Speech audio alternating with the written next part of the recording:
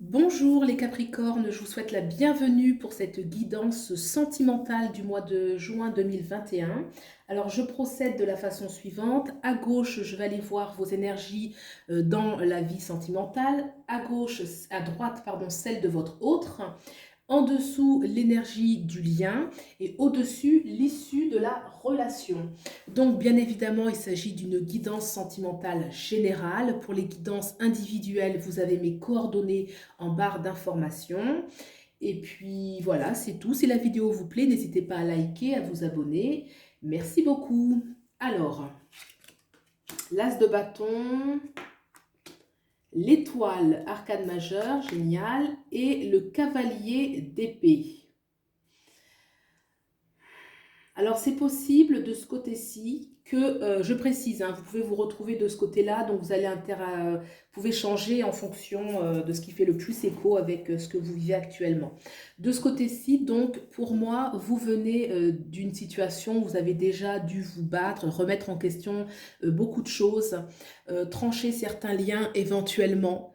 On le voit avec ce cavalier de denier qui a tranché beaucoup de choses avec le passé pour pouvoir revivre quelque chose de nouveau sur le plan sentimental, un besoin à la fois d'intensité, de désir et d'exprimer aussi davantage plus de douceur, de sincérité, de vérité. Il y a vraiment avec cet as de bâton et l'étoile, l'as de bâton nous parle de nouveauté où on vit vraiment son désir, hein. Vous voyez, là il y a eu quelque chose qui a été tranché, pour repartir sur une base qui est plus vraie. L'intensité est importante. En tout cas, on en a la capacité. On voit que cet as de bâton, c'est toujours quelque chose de phallique, hein, donc on veut de l'intensité, de la profondeur, quelque chose qui nous fait vibrer. Et là, avec l'étoile, c'est une carte qui est très douce sur le plan sentimental, qui vraiment, d'ailleurs, on voit le personnage qui a la tête dans les étoiles, hein, puisque ça nous parle de rêverie, de beauté, de douceur, de sincérité, d'authenticité. Donc il y a une énergie où voilà, vous avez pris aussi le temps de vous reconstruire, de vous faire du bien. On sent que vous êtes une personne là de ce côté-ci qui est beaucoup plus... c'est comme si on avait tiré les leçons de son passé un peu, hein. Vous voyez, là, ce cavalier qui a dû certainement mener des combats, il revient, mais avec quelque chose de beaucoup plus profond, ou de plus vrai à la fois. Et donc, on est dans une relation aujourd'hui, ou dans une disposition de la relation qui est très positive. On va regarder maintenant l'énergie de votre autre. On a le 10 d'épée, la lune, le 3 de bâton.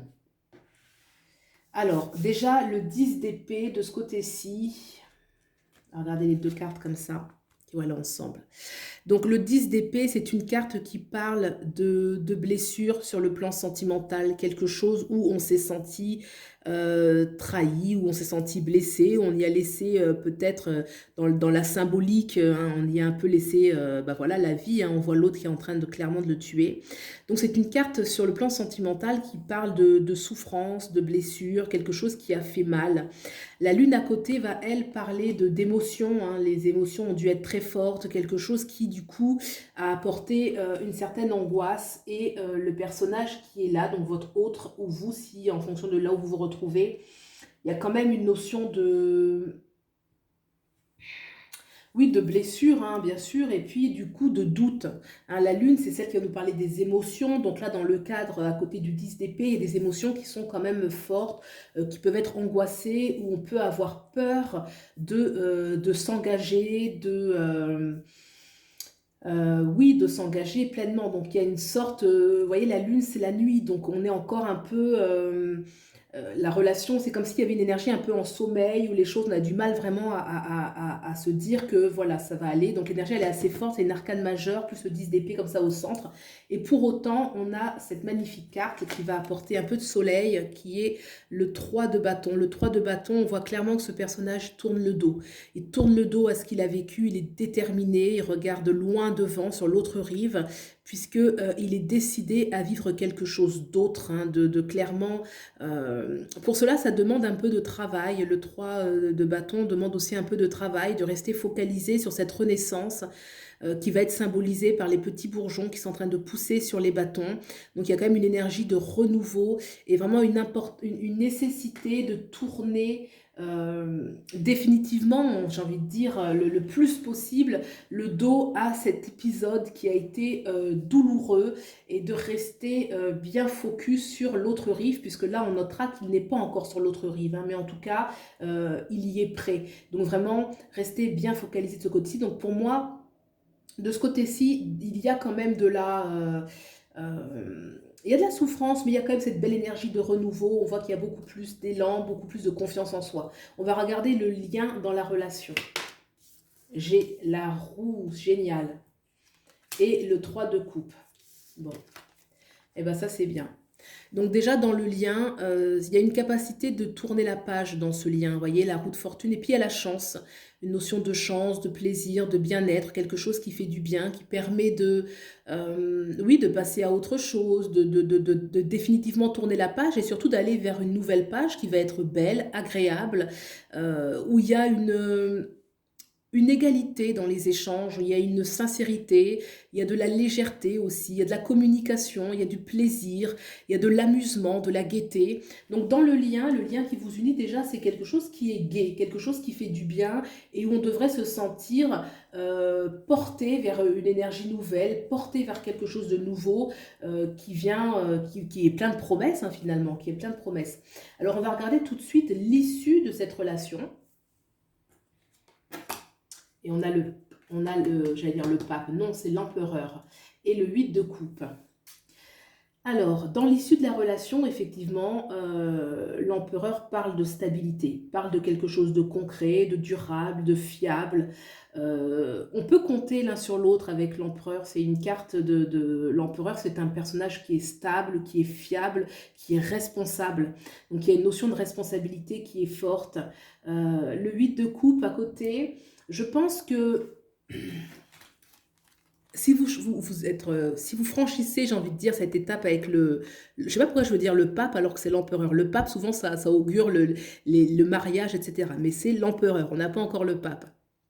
Avec le 8 de coupe, je pense qu'il y a aussi une possibilité dans l'issue de la relation de quitter certaines situations qui ne plaisent pas. Il peut y avoir des projets en commun où on décide ensemble de quitter une situation ça peut être quitter un travail, ça peut être quitter un lieu de vie, ça peut être quitter certaines fréquentations, ça peut être quitter certaines habitudes, mauvaises habitudes en tout cas qui ne sont plus bonnes aujourd'hui. En tout cas, c'est une relation il y a de la stabilité, donc ça veut dire qu'il y a de la fiabilité, et en même temps, elle va permettre de construire de nouvelles choses. Hein. On voit que le 8 de coupe, c'est un personnage qui ne dort pas sur ses lauriers. Il y a vraiment une envie, un dynamisme d'aller chercher loin, chercher haut.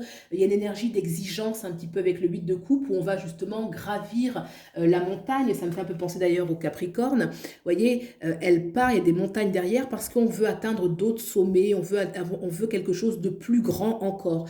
Donc c'est une façon de dire, le fait que l'issue se termine sur cette carte, que c'est une relation qui sera porteuse, où on aura toujours envie de plus. Et c'est bien parce qu'il faut pas, je pense qu'il ne faut pas dormir sur ses lauriers. Donc voilà, bah écoutez, pour moi c'est un jeu qui est positif. Il y a effectivement de ce côté-ci de la souffrance, mais qui est vraiment, j'ai envie de dire, elle ressort encore ici, mais avec ce personnage, on voit que c'est déjà derrière, donc la porte est même en train de se refermer sur cette souffrance. Alors si c'est une souffrance qui a eu lieu au sein de votre relation, avec le lien qu'il y a ici, il y a une capacité de toute façon à tourner la page, à rester dans ce qui vous unit, la joie, et de construire davantage ensemble. Si vous êtes dans une nouvelle relation, à la naissance d'une nouvelle relation, eh bien écoutez, le personnage ici, votre autre ou vous-même qui a vécu quelque chose de douloureux, est déjà dans la reconstruction, est déjà en train de tourner la page et ce lien va davantage le propulser vers de meilleurs jours.